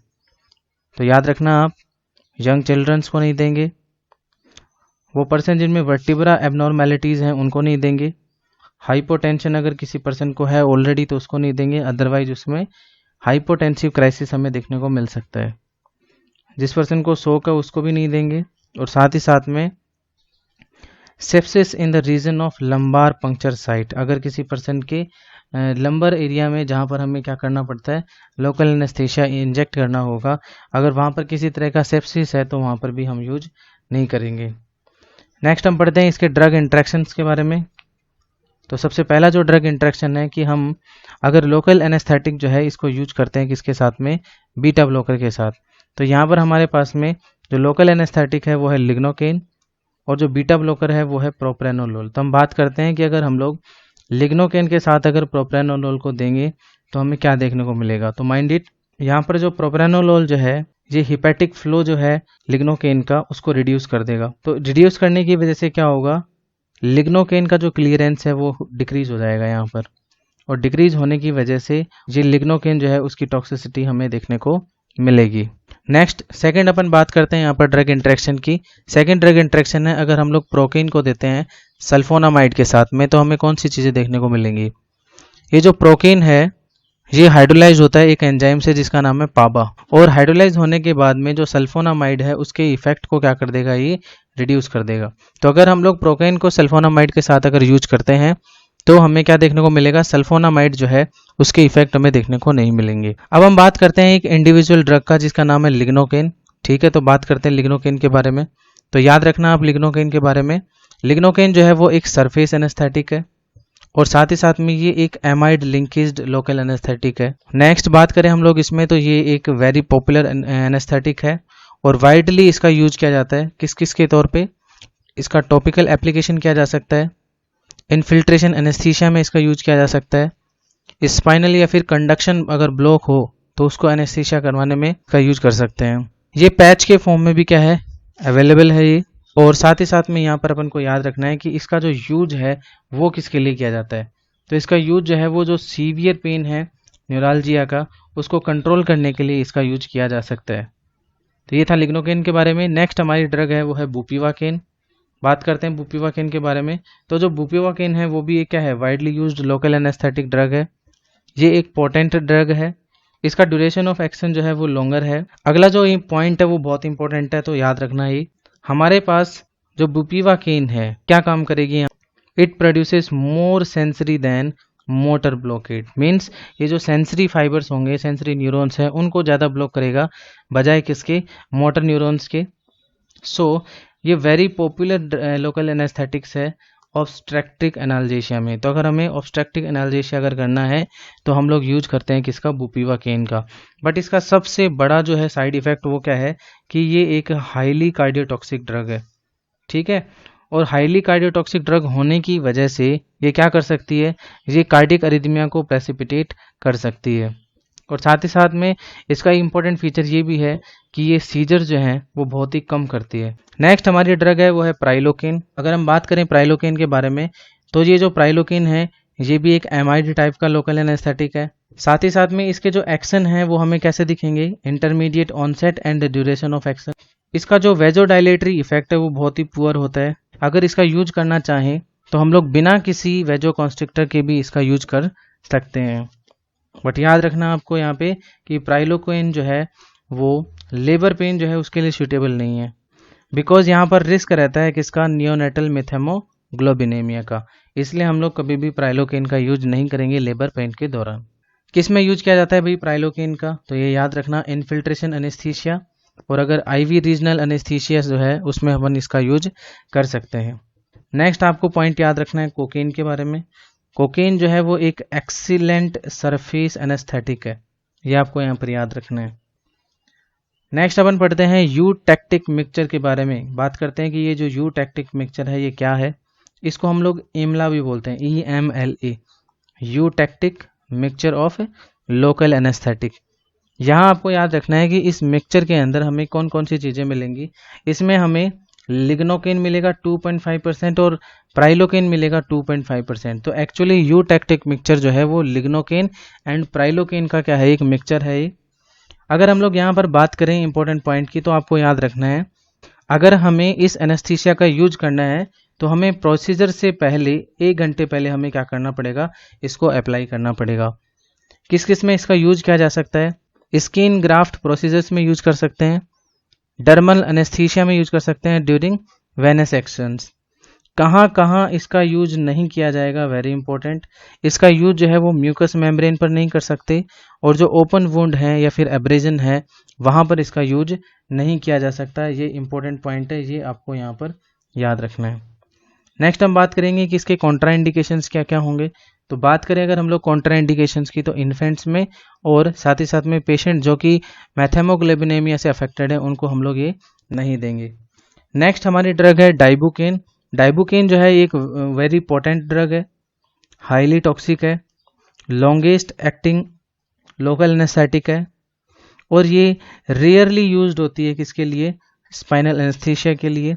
और साथ ही साथ में इम्पोर्टेंटली अपन को यहाँ पर एक चीज़ याद रखनी है, वो क्या है कि ये जो म्यूकस मेम्ब्रेन है और स्किन है उस पर एप्लीकेशन करने के लिए भी इसका यूज किया जा सकता है, ये अवेलेबल होती है उस फॉर्म में। तो डाइबुकेन के बारे में आपको याद रखना था। नेक्स्ट जो ड्रग है वो है बेनॉक्सिनेट। बेनॉक्सिनेट जो है वो एक सरफेस एनेस्थेटिक है और ये कॉर्नियल एनेस्थीसिया में इसका यूज किया जाता है। नेक्स्ट ड्रग है ऑक्जेटाजेन, ये भी एक टॉपिकल एनेस्थेटिक ड्रग है। इसका यूज जो है वो गैस्ट्रिक म्यूकोसा को एनेस्थेसाइज करने के लिए किया जाता है। अगर हम लोग लिग्नोकेन और प्राइलोकेन दोनों का अगर अलग अलग मेल्टिंग पॉइंट अगर देखें हम लोग, और दूसरा हम क्या करते हैं, लिग्नोकेन और प्राइलोकेन दोनों को क्या करते हैं? मिक्स करते हैं, और फिर उसका क्या देखते हैं हम लोग?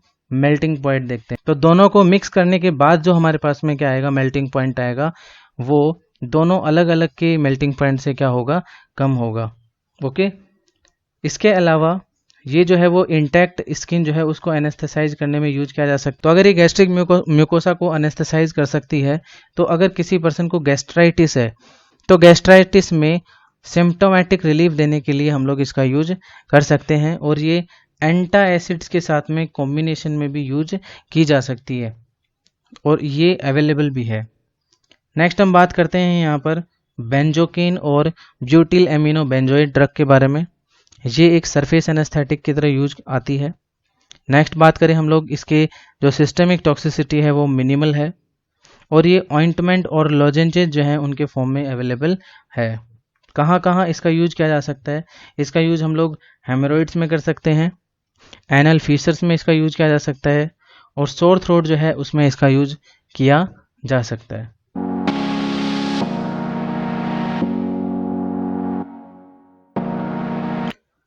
हेलो एवरीवन, आज इस लेक्चर में हम पढ़ेंगे टेक्निक्स ऑफ लोकल एनेस्थेटिक्स के बारे में, कि जो लोकल एनेस्थेटिक्स को जो अप्लाई किया जाता है तो वो कहाँ कहाँ अप्लाई कर सकते हैं और क्या क्या उसके टेक्निक्स होंगे।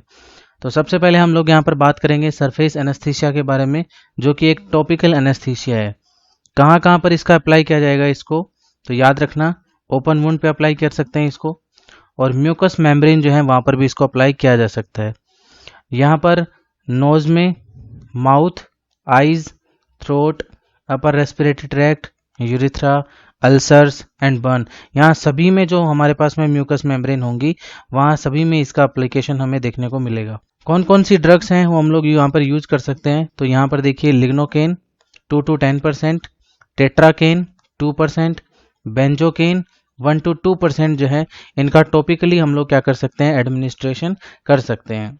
इसके अलावा अगर अपन बात करें कि ये जो सरफेस एनेस्थेटिक्स हैं ये किन किन फॉर्म्स में अवेलेबल है, तो ये हमें solution, ointment, gel, jelly, cream, spray and lozenges के फॉर्म में हमें ये अवेलेबल मिलती हैं। नेक्स्ट पॉइंट जो है वो इम्पोर्टेंट है, ये आपको याद रखना है। यहाँ पे प्रीवियसली हमने यहाँ पर बात की थी कि अगर हमें किसी भी लोकल एनेस्थेटिक्स के ड्यूरेशन ऑफ एक्शन को प्रोलॉन्ग करना हो तो हमें किसी वेजोकॉन्स्ट्रिक्शन की क्या पड़ती थी, रिक्वायरमेंट पड़ती थी। लेकिन यहाँ पर हम लोग एड्रेनलिन जो कि एक वेजोकॉन्स्ट्रिक्टर है उसका हम लोग यहाँ पर यूज नहीं करेंगे, बिकॉज इसका रीजन ये है कि ये पुअर पेनिट्रेशन रखता है, तो ये इजीली एड्रेनलिन जो है वो मेम्ब्रेन को क्रॉस नहीं कर पाएगा, जिसकी वजह से ड्यूरेशन ऑफ एक्शन जो है वो यहाँ पर प्रोलॉन्ग नहीं हो पाएगी। इसलिए हम लोग सरफेस एनेस्थीसिया जो है उसके साथ में एड्रेनलिन का यूज नहीं कर पाएंगे। यूजेज कहाँ पर हैं भाई इसके, डायग्नोस्टिक प्रोसीजर्स में इसका यूज किया जा सकता है, लाइक टोनोमीट्री इन आइज। टोनोमीट्री जो है वो आइज में इंट्राओक्यूलर जो प्रेशर है उसको मेजरमेंट करने में यूज किया जाता है, लाइक ग्लूकोमा में कर सकते हैं। टोनोमीटर जो है वो इसमें इंस्ट्रूमेंट यूज किया जाता है, और एंडोस्कोपी जो होती है उसमें भी इनका यूज किया जा सकता है। इसके अलावा जो प्रीवियस लेक्चर था उसमें हमने पढ़ा था किसके बारे में, EMLA, इमला के बारे में, जो कि ये क्या है, यूटैक्टिक मिक्सचर था। किस किस का मिक्सचर था भाई, ये लिग्नोकेन 2.5% और प्राइलोकेन 2.5% था। इन दोनों का एडिशन से क्या बनता है, इमला बनता है। तो इसका काम क्या होता है भाई, ये जो है ये भी एक एनेस्थेशिया की तरह काम करता है। कहाँ पर, इंटैक्ट स्किन पर, और साथ ही साथ में ये जो हमारे पास में सुपरफिशियल सबक्यूटेनियस टिश्यूज हैं उनको एनेस्थेसाइज करने के लिए इनका यूज किया जा सकता है। या फिर हम बोलें कि अगर कोई ओपन वुंड है, कोई इंजरी है, तो वहां पर हम लोग ये जो यूटैक्टिक मिक्सचर है इसका यूज कर सकते हैं। नेक्स्ट हम बात करेंगे यहाँ पर सेकंड एनेस्थीसिया का, जो कि है स्पाइनल एनेस्थीसिया। मोस्ट इंपॉर्टेंट है ये स्पाइनल एनेस्थीसिया। बात करते हैं इसके बारे में, तो स्पाइनल एनेस्थीसिया जो है वो मोस्ट पॉपुलर फॉर्म है एनेस्थीसिया का, ठीक है। लोकल एनेस्थीसिया जो है इसको कहाँ पर इंजेक्ट किया जाता है, तो यहाँ पर आपको याद रखना है सब अरेक्नोइड स्पेस जो है वहां पर इसको इंजेक्ट किया जाएगा। क्यों किया जाता है वहां पर, बिकॉज ये वहां पर स्पाइनल रूट्स को क्या करता है, एनेस्थेसाइज करता है। सब अरेक्नोइड स्पेस क्या होता है, तो इस डायग्राम में आप समझ सकते हो, हमारा जो ब्रेन है, ये यहाँ पर जो आपको स्ट्रक्चर दिखाई दे रही है, मान लो कि ये क्या है, हमारे ब्रेन के टिश्यूज हैं। हमारा जो ब्रेन है उसको 3 मेनिंजेज जो है, मेम्ब्रेन्स है, वो क्या करती हैं, कवर करके रखती हैं। सबसे नियर बाई जो मेम्ब्रेन होती है हमारे ब्रेन के, वो कौन सी है भाई, पायामेटर।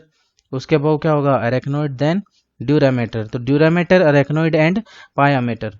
तो ये वाला जो स्पेस है यहाँ पर, इस स्पेस के अंदर क्या किया जाएगा, स्पाइनल एनेस्थीसिया इंजेक्ट किया जाता है। साइट ऑफ इंजेक्शन क्या क्या होगा यहाँ पे, हम लोग यहाँ पर L2 और L3 या फिर L3 और L4 के बीच में क्या कर सकते हैं, इंजेक्शन लगा सकते हैं। ये जो लेवल है एनेस्थीसिया का, ये किस किस से इन्फ्लुएंस्ड है, तो यहाँ पर याद रखना आपको साइट ऑफ इंजेक्शन से इन्फ्लुएंस्ड है।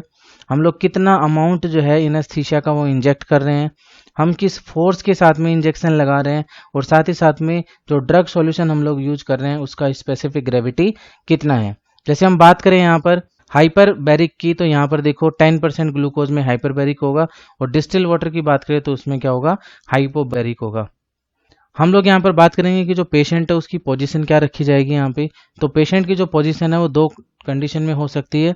या तो पेशेंट जो है वो लाइंग हो प्रोन कंडीशन में या फिर लेटरल कंडीशन में, या फिर tilted with head down position में पेशेंट को रखा जा सकता है। कौन कौन से एनेस्थीसिया जो है जिनका यूज किया जाता है स्पाइनल एनेस्थीसिया के लिए, तो इसको आप याद रख सकते हो BLTC, B for bupivacaine, L for lignocaine and T for tetracaine. Same अपन को यहाँ पर याद रखना है कि अगर हम लोग यहाँ पर स्पाइनल एनेस्थेटिक्स अगर हैं उनके साथ अगर एड्रेनालिन का यूज करेंगे तो ये उसके ड्यूरेशन ऑफ एक्शन को क्या कर देंगे, इन्हांस कर देंगे। जबकि हमने सरफेस एनेस्थीसिया में बोला था कि वहाँ पर वो ड्यूरेशन ऑफ एक्शन को प्रोलॉन्ग नहीं कर पाते बिकॉज एड्रेनालिन जो है वो पुअर पेनिट्रेशन पावर रखता है, तो वो क्रॉस नहीं कर पाएगा। ठीक है, अपन बात करेंगे यहाँ पर नेक्स्ट कि स्पाइनल एनेस्थीसिया जो है इसके यूजेस कहाँ कहाँ किए जाएंगे। तो इनका जो यूज है वो सर्जिकल प्रोसीजर में किया जा सकता है below the level of umbilicus. कहाँ कहाँ पर कौन कौन सी सर्जरी में किया जा सकता है, तो देखिए लोअर लिम्ब सर्जरी में कर सकते हैं, सिजेरियन सेक्शन में कर सकते हैं जो सिजेरियन डिलीवरी होती है, ऑब्स्ट्रक्टिव प्रोसीजर में किया जा सकता है, प्रोस्टेक्टोमी में कर सकते हैं, सर्जरी ऑन पेरिनियम में, एंड अपेंडेक्टोमी में भी इसका यूज किया जा सकता है।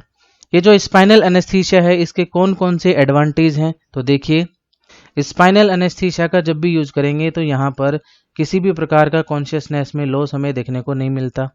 यहाँ पर मसल रिलैक्सेशन जो है वो भी अच्छा होता है, एनाल्जेसिक जो है उसके तौर पर भी अच्छी तरह से रिएक्ट करेगा।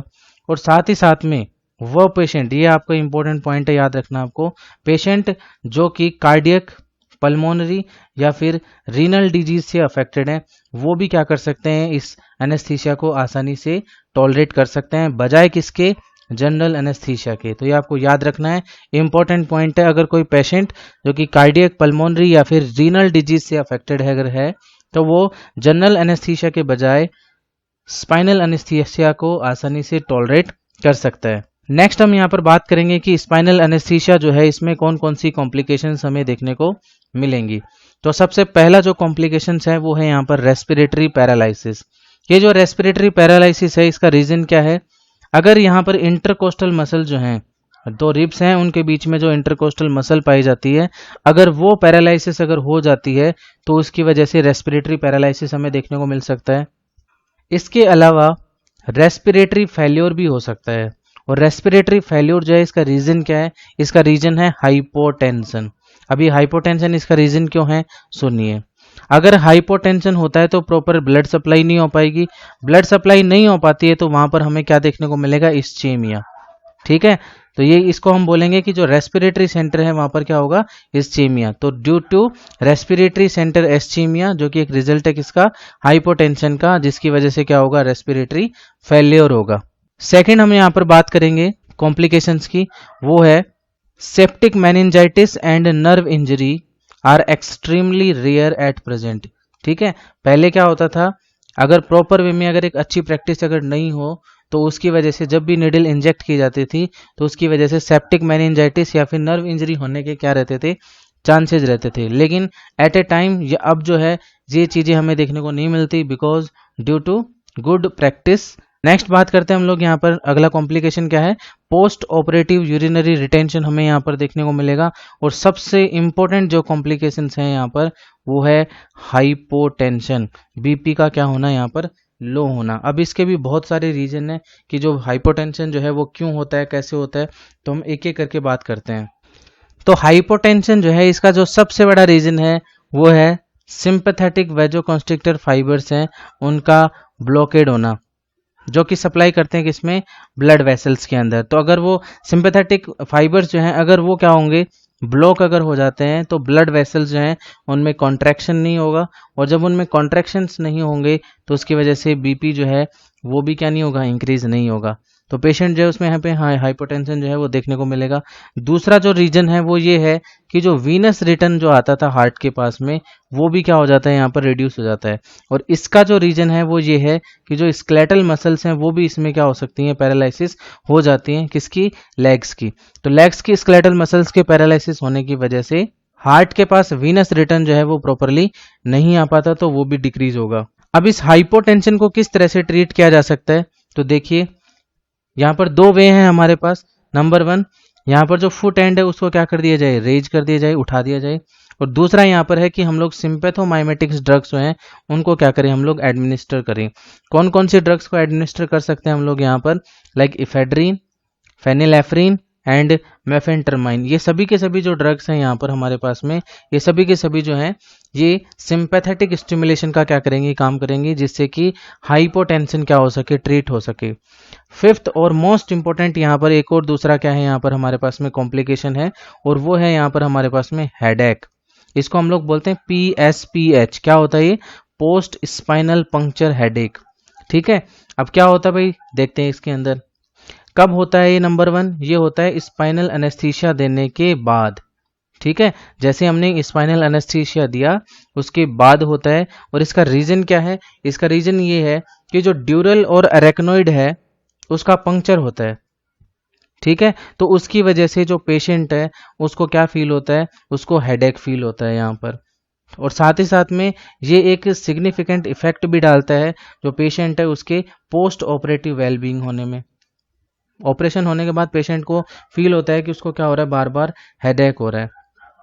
ठीक है, इसको किस वजह से ट्रीट कर सकते हैं अपन, हम लोग अगर वेरी फाइन निडल का अगर क्या करें, यूज करें, तो इस हेडेक को भी क्या किया जा सकता है, ट्रीट किया जा सकता है।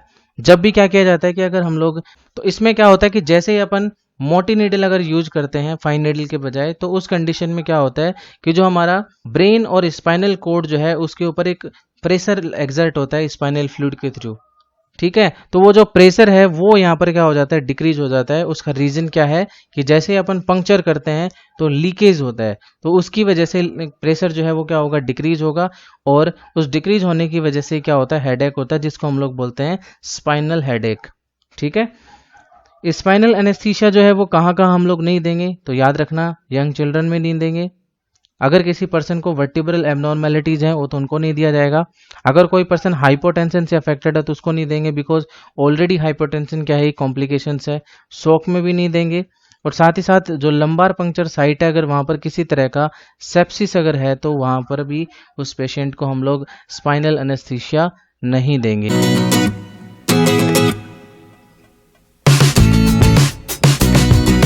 हेलो एवरीवन, आज इस लेक्चर में हम पढ़ने वाले हैं infiltration anaesthesia, conduction block, epidural anaesthesia और आईवी रीजनल एनेस्थीसिया के बारे में। जो प्रीवियस लेक्चर था उसमें हमने पढ़ा था सरफेस एनेस्थीसिया के बारे में और स्पाइनल एनेस्थीसिया के बारे में। तो अगर किसी ने वो लेक्चर नहीं देखा है तो वो वहाँ से देख सकता है। तो स्टार्ट करते हैं इनफिल्ट्रेशन एनेस्थीसिया। ये जो एनेस्थीसिया है अगर हम इसकी बात करें तो इस एनेस्थीसिया को डायरेक्टली इंजेक्ट किया जाता है किसके अंदर, टिश्यू के अंदर। ठीक है, तो इसको हम लोग टिश्यू को क्या करने के लिए, एनेस्थीसिया देने के लिए हम लोग इसका यूज करते हैं। इसका काम क्या है, ये जितने भी हमारे पास में सेंसरी नर्व एंडिंग है उन सभी को क्या कर देगा, ब्लॉक कर देगा। कौन कौन सी ड्रग्स इसमें हम लोग यूज करते हैं, तो इसमें हम लोग याद रखना है हमें BPL, बुपीवाकेन 0.1252 0.25%, procaine 0.5 to 1%, lignocaine 0.5 to 1%। Most frequently use जो ड्रग्स हैं जो कि यूज की जाती हैं इनफिल्ट्रेशन एनेस्थीसिया में, वो ये तीनों के तीनों हैं। इसके अलावा अगर हम बात करते हैं कि अगर हमें इन एनेस्थीसिया का ड्यूरेशन ऑफ एक्शन अगर प्रोलॉन्ग करना है तो हमें यहाँ पर एक वेजोकॉन्स्ट्रिक्टर का यूज करना पड़ेगा। और वो वेजोकॉन्स्ट्रिक्टर कौन है, यहाँ पर एड्रेनलिन। ठीक है, तो एड्रेनलिन जो है वो इन लोकल एनेस्थेटिक्स के ड्यूरेशन ऑफ एक्शन को क्या कर देगा, प्रोलॉन्ग कर देगा। नेक्स्ट बात करते हैं हम लोग, इंपॉर्टेंट पॉइंट है ये जो इनफिल्ट्रेशन एनेस्थीसिया है जिसकी हम लोग बात कर रहे हैं अभी यहाँ पर, ये सूटेबल है किसके लिए, ओनली फॉर स्मॉल एरिया। अगर हमें कोई स्मॉल एरिया है उसको क्या करना है, एनेस्थेसाइज अगर करना है तो ही हम लोग क्या कर सकते हैं, इनफिल्ट्रेशन एनेस्थीसिया का यूज कर सकते हैं। डिसएडवांटेज क्या है इसका, ये इंपॉर्टेंट पॉइंट आपका ध्यान से सुनना। हमें यहाँ पर एक लार्ज अमाउंट में क्या चाहिए होता है, ड्रग चाहिए होगी यहाँ पे। तो हमें एक स्मॉल एरिया जो है उसको एनेस्थेसाइज करने के लिए हमें एक लार्ज अमाउंट क्या चाहिए, हमें इसका ड्रग का चाहिए होगा यहाँ पर। ओके, यूज जो है वो कहाँ कहाँ कर सकते हैं हम लोग इनफिल्ट्रेशन एनेस्थीसिया का, ड्रेनेज ऑफ एन एब्सेस में कर सकते हैं। अगर कोई स्मॉल स्वेलिंग है तो उसके एक्सीजन में कर सकते हैं। अगर हमें जो वुंड है, जो कट वुंड्स हैं, अगर उनको सूचर अगर करना हो, सूचरिंग अगर करनी है तो वहाँ पर कर सकते हैं। और एपिशियोटमी अगर करनी हो तो वहाँ पर भी इसका यूज किया जा सकता है। इन्फिल्ट्रेशन एनेस्थीसिया जो है इसका कॉन्ट्रा इंडिकेशन क्या क्या होगा, तो याद रखना अगर लोकल इन्फेक्शन हो जिस टिश्यू पर हमें एनेस्थेसाइज करना हो तो हम लोग नहीं यूज करेंगे वहां पर, और साथ ही साथ अगर पेशेंट को किसी टाइप का क्लोटिंग डिसऑर्डर अगर है तो भी हम लोग इसका यूज नहीं करेंगे। तो ये था हमारा किसके बारे में, इन्फिल्ट्रेशन एनेस्थीसिया के बारे में। नेक्स्ट हम बात करेंगे यहाँ पर एपिड्यूरल एनेस्थीसिया के बारे में। ये जो एपिड्यूरल एनेस्थीसिया है इसमें जो ड्रग होगी, एनेस्थीसिया होगा, उसको हम लोग एपिड्यूरल स्पेस में क्या करेंगे, इंजेक्ट करेंगे। कहाँ कहाँ पर इंजेक्ट कर सकते हैं, याद रखना थोरेसिक रीजन में, लंबार रीजन में और सैक्रल कैनाल जो है वहां पर हम लोग एपिड्यूरल एनेस्थीसिया को इंजेक्ट कर सकते हैं। काम क्या होगा वहां पर इनका काम है स्पाइनल नर्व रूट जो है उनको क्या करना, ब्लॉक करना। और नेक्स्ट अगर अपन बात करें तो यहाँ पर जो ड्रग यूज की जाएंगी वो कौन कौन सी होंगी, लिग्नोकेन एंड बुपीवाकेन। ओके, अब बात करते हैं हम लोग यहाँ पर इस एनेस्थीसिया के बारे में। तो हमें यहाँ पर याद रखना है कि ये जो एपिड्यूरल एनेस्थीसिया है ये सेफर है, ठीक है, ये एक सेफ टेक्निक है, बट याद रखना ये जो स्पाइनल एनेस्थीसिया है उससे ज़्यादा डिफिकल्ट क्या है, ये प्रोसीजर है। तो याद रखना आपको एपिड्यूरल एनेस्थीसिया सेफर तो है, बट स्पाइनल एनेस्थीसिया से अगर अपन कंपेयर करें तो ये ज़्यादा डिफिकल्ट है उससे। इसका जो ऑनसेट है वो क्या है, स्लो है, बजाय किसके, स्पाइनल एनेस्थीसिया के। और स्पाइनल एनेस्थीसिया जब भी हम लोग करते हैं तो वहाँ पर हमें एनेस्थेसाइज करने के लिए एक स्मॉल अमाउंट में क्या चाहिए होता है, ड्रग चाहिए होता है। लेकिन यहाँ पर हमें एक लार्जर अमाउंट में क्या चाहिए होता है, ड्रग चाहिए होता है, अगर हमें क्या करना होगा, एनेस्थीसिया इंड्यूस करना होगा। इसका यूज जो है वो कहाँ कहाँ किया जा सकता है, तो इसका यूज जो है वो हम लोग लेबर के दौरान कर सकते हैं। इसके अलावा अगर हम लोग लो कंसंट्रेशन यूज करते हैं किसका, बुपीवाकेन का या फिर रोपीवाकेन का, तो ये किस में किया जा सकता है, अगर हमें पेन सेंसेशंस को अगर ब्लॉक करना है तो उनके लिए हम लोग कर सकते हैं। और याद रखना अगर हम लोग लो कंसंट्रेशन में अगर इन ड्रग्स का यूज करते हैं तो ये मोटर जो हमारे न्यूरॉन है उनको ब्लॉक नहीं करेंगे। एक इंपॉर्टेंट कंपैरिजन यहाँ पर है बुपीवाकेन और रोपीवाकेन के बारे में। तो ये आपको यहाँ पर याद रखना है कि जो बुपीवाकेन है इसके बारे में हमने बताया था कि इसका साइड इफेक्ट है कि ये कार्डियोटॉक्सिसिटी रखता है, बट बात करें रोपीवाकेन की तो जो रोपीवाकेन है वो लेस कार्डियोटॉक्सिक है। साथ ही साथ में जो मोटर ब्लॉकेड है, जो मोटर न्यूरॉन को जो ब्लॉक करते हैं, तो वो बुपीवाकेन जो है उसमें ज़्यादा देखने को मिलेगा, जबकि हमें रोपीवाकेन जो है उसके अंदर हमें मोटर ब्लॉकेड जो है वो एज कंपेयर टू बुपीवाकेन हमें कम देखने को मिलेगा। ओके, नेक्स्ट जो हमारा एनेस्थीसिया है वो है कंडक्शन ब्लॉक। कंडक्शन ब्लॉक जो है वो 2 टाइप्स का होगा। कौन कौन सा, नंबर 1 है हमारे पास में फील्ड ब्लॉक एनेस्थीसिया और नंबर 2 है हमारे पास नर्व ब्लॉक एनेस्थीसिया। तो सबसे पहले हम लोग यहाँ पर बात करेंगे किसके बारे में, फील्ड ब्लॉक एनेस्थीसिया के बारे में। फील्ड ब्लॉक एनेस्थीसिया में क्या करते हैं, इंपॉर्टेंट है ये, इसमें हम लोग सब क्यूटेनियसली क्या करेंगे, यहाँ पर इंजेक्ट करेंगे यहाँ पर, और साथ ही साथ में जिस साइट पर हमने क्या लगाया है, इंजेक्शन लगाया है, तो उसका जो डिस्टल पार्ट होगा, जो डिस्टल एरिया होगा वो क्या होगा, यहाँ पर एनेस्थेसाइज होगा। ओके, वापस बोल रहा हूं मैं, यहाँ पर याद रखना है कि जिस साइट पर हमने क्या लगाया है, इंजेक्शन लगाया है, उस साइट से जो डिस्टल एरिया होगा वो एरिया क्या होगा, एनेस्थेटाइज होगा। ओके, कहाँ कहाँ पर इसका यूज कर सकते हैं, अगर स्कैल्प का कोई माइनर प्रोसीजर हो तो वहाँ यूज कर सकते हैं, एंटीरियर एब्डोमिनल वॉल से रिलेटेड अगर कोई प्रोसीजर हो तो उसमें यूज कर सकते हैं, और साथ ही साथ में अपर और लोअर लिम्ब से रिलेटेड अगर कोई माइनर प्रोसीजर्स हो तो उसमें हम लोग इनका यूज कर सकते हैं। अगर बात करें हम लोग इसकी, तो यहाँ पर अपन को याद रखना है कि एक स्मॉलर डोज जो है वो यहाँ पर लार्जर एरिया को क्या कर सकता है, एनेस्थेटाइज कर सकता है। तो ये अपन को याद रखना है यहाँ पर कि हमें एक बड़े एरिया को क्या करने के लिए, एनेस्थेटाइज करने के लिए ज़्यादा लार्ज अमाउंट में हमें क्या नहीं चाहिए होगा, डोज नहीं चाहिए होगा। हम स्मॉलर डोज में भी क्या कर सकते हैं, एक लार्जर एरिया को एनेस्थेटाइज कर सकते हैं। सेकेंड अपन पढ़ेंगे यहाँ पर नर्व ब्लॉक एनेस्थीसिया के बारे में। तो इसमें अपन को याद रखना है कि ये इंजेक्ट किया जाता है कहाँ पर, वेरी क्लोज टू और अराउंड दी पेरीफेरल नर्व और नर्व प्लेक्सस। हम लोग यहाँ पर जो नर्व प्लेक्सस है या फिर जो पेरीफेरल नर्व है उनके आसपास या फिर उनके बहुत ही नज़दीक क्या करेंगे, हम लोग यहाँ पर इस एनेस्थीसिया को इंजेक्ट करेंगे। और अपन को यहाँ पर याद रखना है कि ये लार्जर एरिया जो होगा एनेस्थीसिया का वो प्रोड्यूस करेगा, ये बजाय किसके, फील्ड ब्लॉक के। फील्ड ब्लॉक में क्या होता था कि हम लोग जिस साइट पर इंजेक्शन लगाते थे तो वो वहाँ पर रिएक्ट ना करके वो किसी दूसरे डिस्टल जो एंड होगा, साइट होगा, वहाँ पर क्या करता था, एनेस्थीसिया प्रोड्यूस करता था। लेकिन नर्व ब्लॉक एनेस्थीसिया जो है इसके अंदर अगर अपन बात करें तो यहाँ पर हमें जो नर्व प्लेक्सस है या फिर जो पेरीफेरल नर्व है उसके अराउंड या फिर उसके वेरी क्लोज हम क्या करेंगे, इंजेक्ट करेंगे। और ये जो फील्ड ब्लॉक है उससे भी ज़्यादा एरिया जो है उसमें क्या करेगा, ये एनेस्थीसिया इंड्यूस करेगा। कहाँ कहाँ पर इसका यूज कर सकते हैं, अगर हम लोग ब्रेकियल प्लेक्सस को अगर ब्लॉक करते हैं, ठीक है, तो वो किस लिए करेंगे, हमें अगर कोई प्रोसीजर करना हो किसके लिए, अपर लिम्ब के लिए। अगर हम लोग सर्वाइकल प्लेक्सस को अगर ब्लॉक करते हैं तो वो किसके लिए होगा, नेक की अगर कोई सर्जरी होगी तो उसके लिए। अगर हम लोग यहाँ पर ब्लॉक करते हैं इंटरकोस्टल नर्व को, ठीक है, तो इसका मतलब हमें सर्जरी करना है किसका, एंटीरियर एब्डोमिनल वॉल का। अगर हम लोग यहाँ पर ब्लॉक करते हैं किसको, सियाटिका या फिर फिमोरल नर्व को, तो वहां पर हमें सर्जरी करनी होगी किसकी, distal to the knee. Okay, तो यहाँ पर एक इंपॉर्टेंट एस्पेक्ट आपको और याद रखना है कि ये जो प्रोसीजर है, इस प्रोसीजर में जो लोकल एनेस्थेटिक की जो रिक्वायरमेंट होती है वो क्या होती है, यहाँ पर हमें कम होगी, हमें ज़्यादा अमाउंट जो है उसकी रिक्वायरमेंट नहीं होगी, बजाय किसके यहाँ पर, फील्ड ब्लॉक और इनफिल्ट्रेशन एनेस्थेशिया। तो जितना अमाउंट या फिर डोज फील्ड ब्लॉक या फिर इनफिल्ट्रेशन एनेस्थेशिया के लिए चाहिए होता है, यहाँ पर अमाउंट जो है वो क्या चाहिए होगा, इसके लिए कम चाहिए होगा।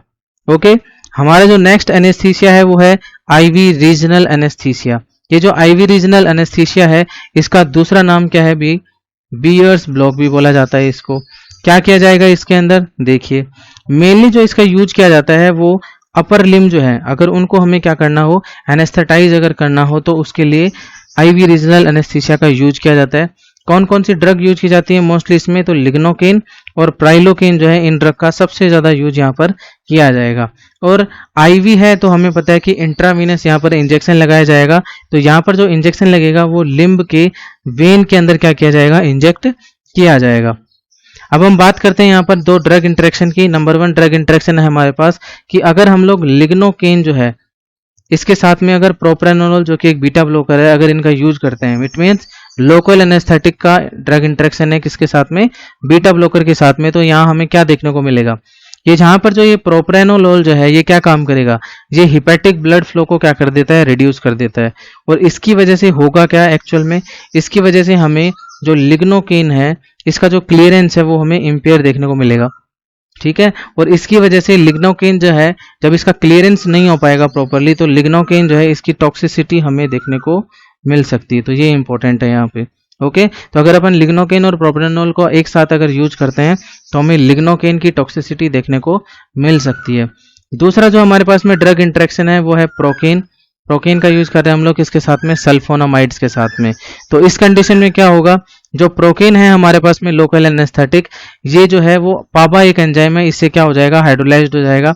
और हाइड्रोलाइज्ड होकर के ये जो सल्फोनामाइड है उसके इफेक्ट को क्या कर देगा, रिड्यूस कर देगा। तो यहाँ पर प्रोकेन सल्फोनामाइड के इफेक्ट को क्या कर रहा है, रिड्यूस कर रहा है।